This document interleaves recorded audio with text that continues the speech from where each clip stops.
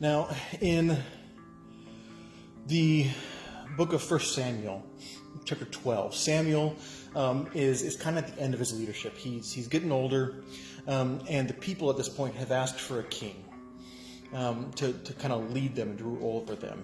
And so Samuel reminds them of God's faithfulness, of all the things that he has done for them, and points out his faithfulness in light of the people's rebellion, their wickedness, and especially in the fact that they were rejecting God as their king. They wanted a human king as opposed to letting God be their ruler, their king. And in verse 24, he says this. He says, "Be sure to fear the Lord and serve him faithfully with all of your heart. Consider what great things he has done for you." See, our faithfulness begins as we remember God's faithfulness. And that faithfulness is best observed by looking behind us, by looking into the past.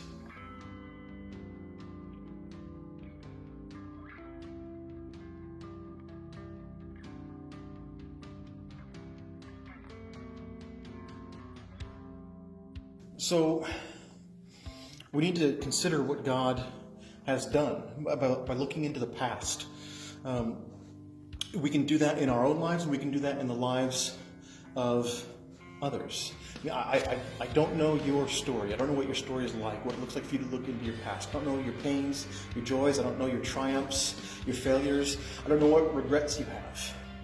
But I encourage you to look back over your life, both the good and the bad, and see if you can see the fingerprints of God. Did he work good out of a particularly bad situation, the way that he did for Joseph in the book of Genesis?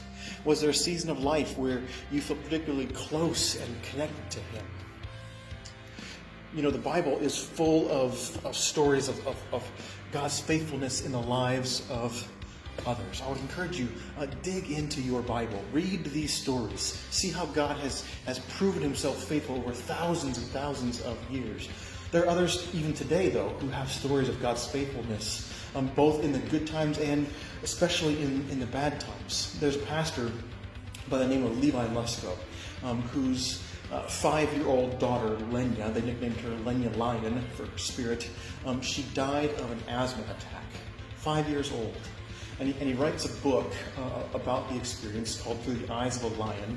And in it, he describes the suffering, the struggle, the pain, the frustration, and the fact that they're always feeling that loss, always struggling with that. And yet, he talks about God's faithfulness in the midst of that, and how he made the decision not to just look at what was in front of him, but at what God said was there.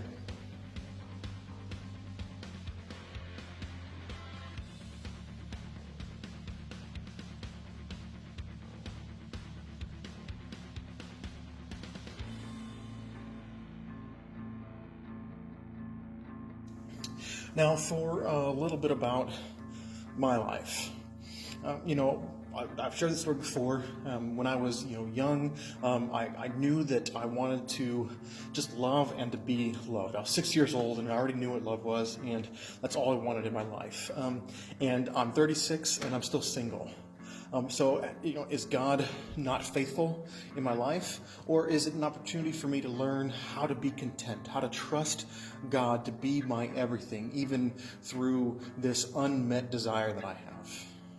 I've heard people throughout my life tell me that I'm going to be a great dad as they see my love for children and my work with them. And, I think that too. And I haven't been able to live that out in my life. Instead, though, I've had the opportunity to pour into hundreds of youth who've gotten to be kind of my kids as I've loved them, walked with their families. So what a great opportunity that I've had to do that.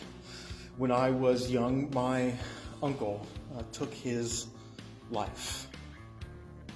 That's an awful thing. It's something to lament. It's something to ask and question God, what are you doing in the midst of that? But I can tell you the way that he's been faithful in my life is having experienced that, having gone through that with my family. I've had a greater awareness of mental health issues, and it's enabled me to better come alongside people who are struggling with those issues, to be there with them and for them. In college, I got kicked out of school. And a lot of things got derailed. Things got paused. I struggled to get a job out of college.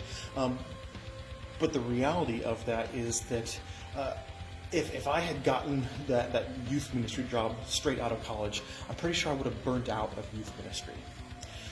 So instead, it put me on this longer route, and actually I got to take the time to be mentored by people as an apprentice, as an intern, because I still wasn't ready.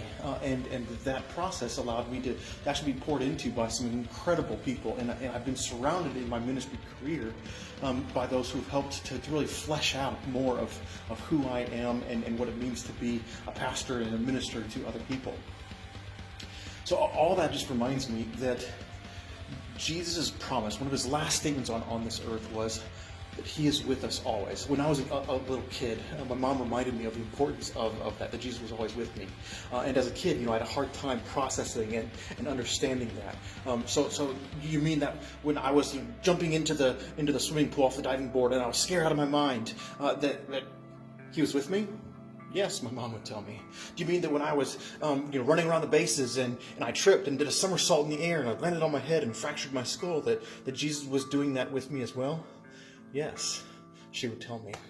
That promise that he is with us, it's something that we get to live out in the lives of others, which reminds me of a book that I read recently.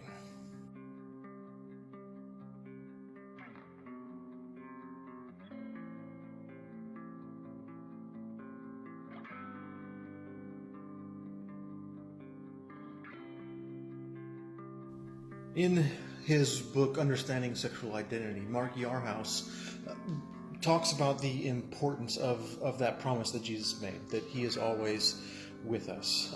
When young people, specifically as he's talking about, are asking big questions about who they are, what their emotions mean, what their feelings mean, what their attractions mean, that we, as people coming alongside them, it's important that we stay present with them, that we are with them always in those moments, even when things get difficult and when things get hard, that we're faithful to the promise that Jesus made to us as we live it out in the lives of others, which really means that for me, as I think about faithfulness, it means that there's two directions that faithfulness goes. It's to God and it's to others. So that's what Jesus named to us in the beginning, right? Is loving God, loving others, vertical and horizontal. So we need to consider all that God has done, reflect on the things that he has done, and direct our adoration, our praise, and our affection towards him for those things that he has done. And then we need to be present with people. See, I think God's fingerprints are often found in the people who have been present with us, who have not given up on us. So as God has been faithful with you, may you be faithful to the others in your life.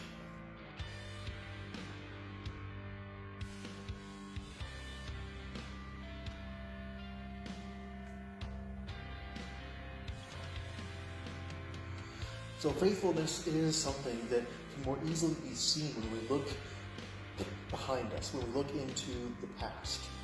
But maybe you're in a place where you're going, I've not really been that faithful in my relationship to God. I've not really been that faithful in my relationship to others. Well, one of the great things is that you can hit the reset button. You can pause it and you can start over again. That's what I love about Lamentations, saying that God's mercies are new every morning. Faithfulness is the same way. You've got an opportunity today to start a new streak. For you to be able to look back and go, yeah, I've been faithful this long. For somebody else that you've been walking with to be able to go, yeah, they've been walking with me for the last year. Today is that day. That's the great thing about this, is that faithfulness, every day you've got a chance to continue your streak or to start a new one of how you can be faithful and consistent in your relationship with God and your relationship to other people. So if you're in a place where you're going, I'm not sure how I've done in the past, today can be the day where you can start brand new. Love God, love others.